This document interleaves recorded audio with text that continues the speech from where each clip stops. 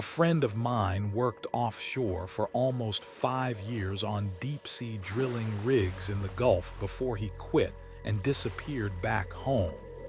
We weren't super close or anything, but he used to tell stories whenever he came back into town between rotations. Most of them were normal work stuff. Equipment failures, brutal shifts, guys fighting over stupid things after being stuck together too long at sea.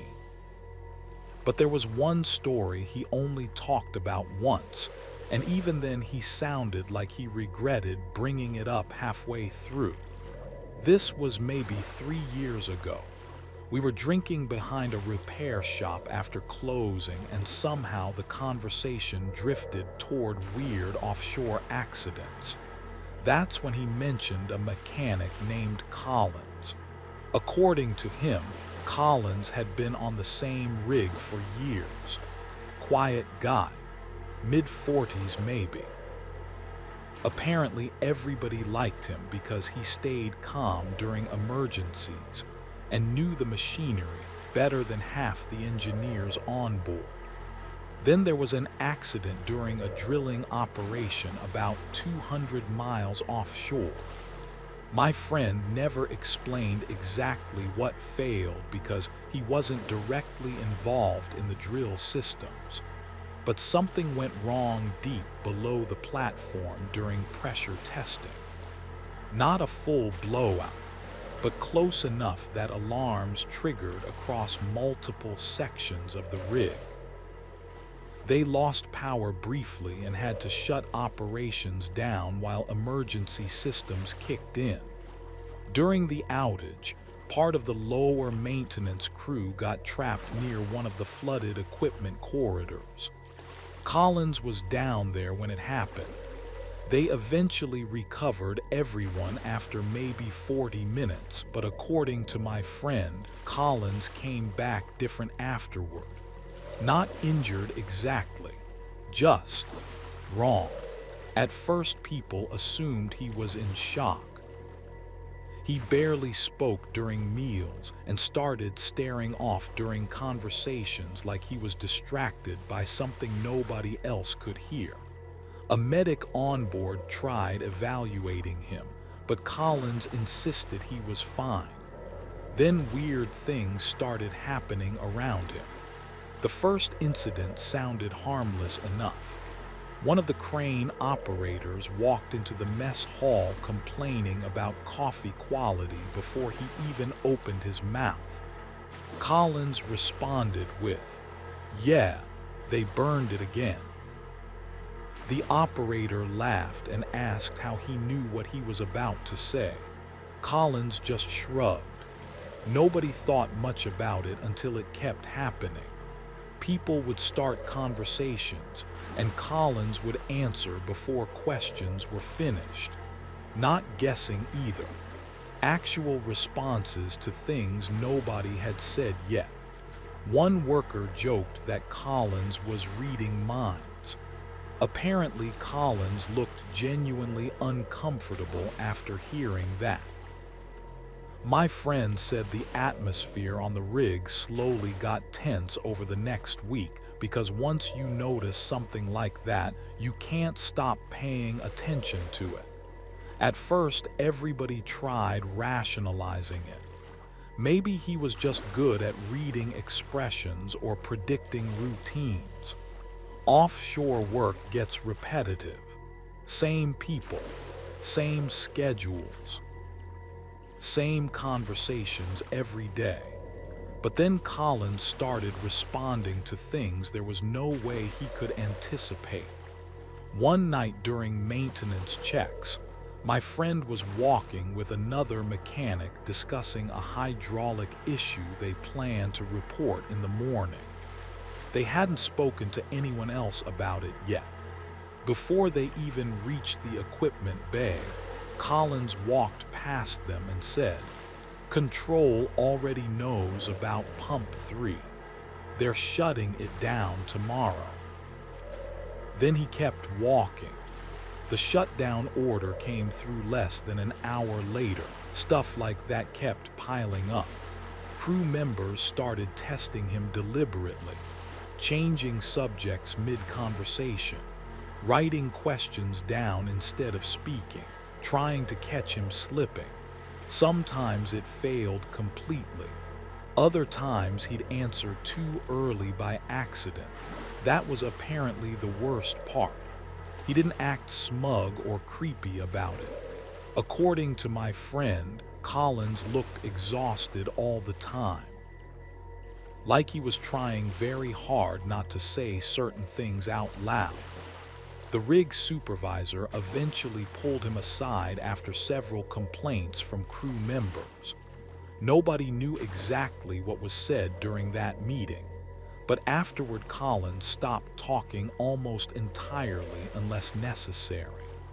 Then came the incident that convinced my friend something was seriously wrong. Around 2 a.m. during storm conditions, one of the drill technicians got into an argument with another worker near the elevator shaft. My friend wasn't there for it, but people nearby said Collins suddenly stood up during dinner and told everybody to move away from the east stairwell. No explanation, just said it urgently enough that several workers actually listened. Less than 2 minutes later, a suspended equipment container broke loose during the storm and crashed through part of the stair structure. If people had still been standing there, it probably would have killed them. After that, nobody joked about Collins anymore. People started avoiding him instead. My friend said the rig became weirdly quiet whenever Collins entered a room.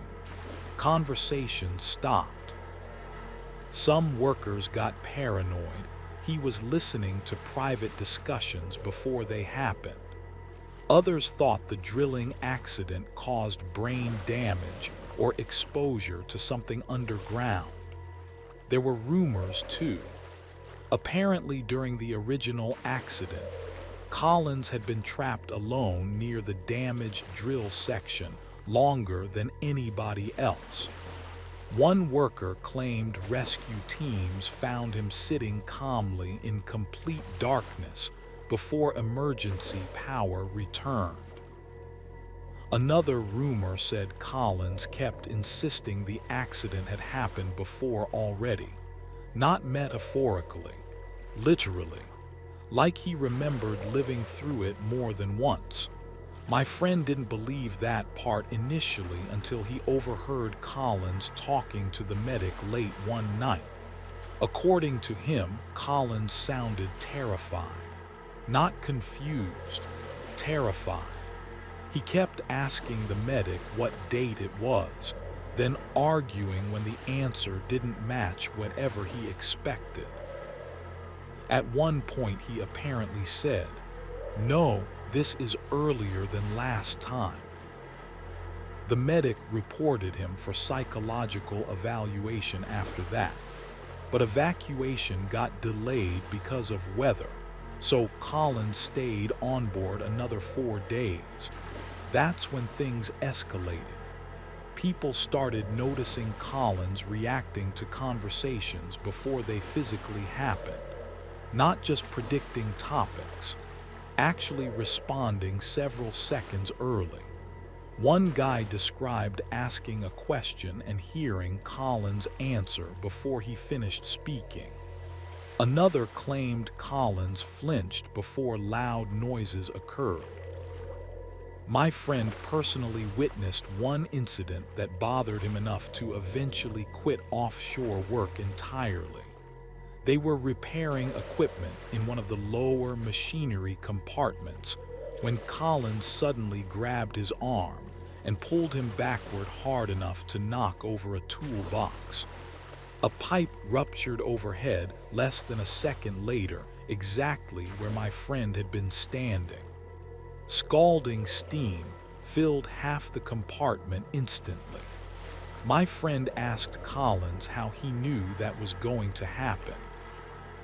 Collins apparently stared at him for a long time before saying, "Because you died there yesterday." That line alone would have sounded like dark humor if not for the way Collins said it, completely serious. By then people were sleeping badly on board. The isolation out at sea made everything worse because there's nowhere to escape uncomfortable people on a rig. You eat together, work together, sleep in the same steel structure surrounded by black ocean for weeks.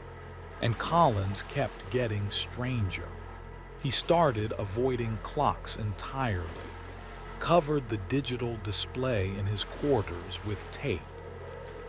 Sometimes he'd stop mid-conversation and look physically sick if someone mentioned future schedules or countdowns. Then he began warning people about tiny things before they happened.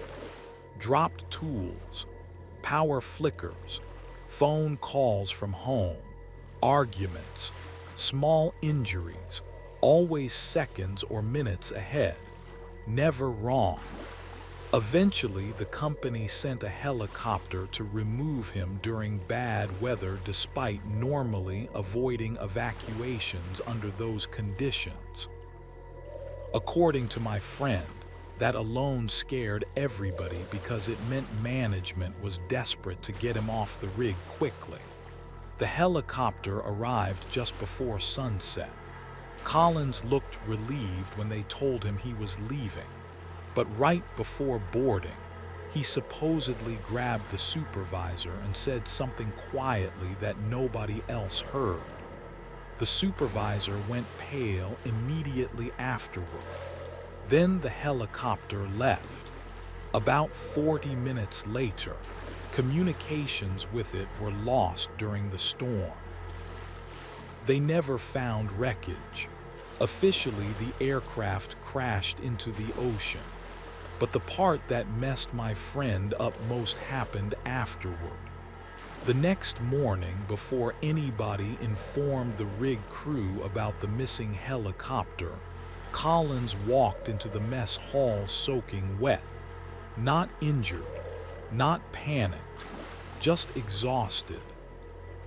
According to my friend, the entire room went silent because nobody understood how that was possible. The helicopter had vanished hundreds of miles offshore overnight. One worker asked him where he came from. Collins sat down slowly and apparently said, "I tried leaving this time too." Then he looked around the room and added, "You need to stop the drill before Thursday." My friend said that was the exact moment he realized Collins genuinely believed he was reliving the same events repeatedly. The rig shut operations down 2 days later after another major pressure anomaly beneath the ocean floor. And according to my friend, Thursday never came for Collins, because sometime during the night before shift change, he disappeared from the platform completely. No alarms, no witnesses, no body recovered from the water, nothing. But that wasn't the end of it. Weeks later, after crews rotated back to shore, my friend received a voicemail from an unknown number while sleeping. The message was only a few seconds long. Static, ocean noise. Then Collins' voice saying, "This one lasts longer than the others." My friend deleted the voicemail immediately after hearing it. He still regrets that now. At least that's what he told me. But a few months after sharing the story, I ran into him again and asked if he'd ever found out what happened to Collins. For a second, he looked genuinely uncomfortable.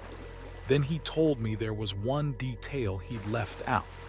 Apparently, the day after Collins disappeared, the supervisor gathered everyone for a private meeting. No official report, no paperwork, just a warning. The supervisor told them that before boarding the helicopter, Collins had asked him a question. Not a prediction, a question. He wanted to know how many times the rig had already been evacuated. The supervisor told him once. Collins laughed. Then he said, "Only once this time." After that, he boarded the helicopter. My friend said nobody understood what that meant until months later. Because after Collins vanished, company investigators reviewed archived drilling records connected to the original accident. Buried inside the files were references to pressure anomalies that matched the same incident almost perfectly. Not once, not twice, dozens of times over several years, different crews, different supervisors, different dates, but always the same equipment failures, the same flooded corridor, the same section of damaged drill infrastructure, almost like the rig kept repeating parts of its own history. Most people wrote it off as coincidence. My friend didn't. Neither did the supervisor. The supervisor retired less than 6 months later. Before leaving, he reportedly told another worker something that eventually made its way around the crew. He said Collins never acted like someone seeing the future. He acted like someone remembering it. That story still bothers me more than it probably should. Not because I believe Collins was trapped in some kind of time loop. And not because a helicopter disappeared. Offshore accidents happen. People vanish at sea. Records get messed up. But every now and then I remember that voicemail. This one lasts longer than the others. And I can't stop wondering what he meant by this one. Because if Collins really was reliving the same stretch of time over and over again, then maybe he wasn't warning people about the future at all.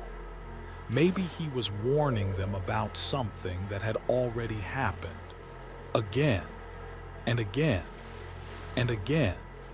And the thing that still keeps me up at night is wondering whether he ever found a version where he actually got off that rig.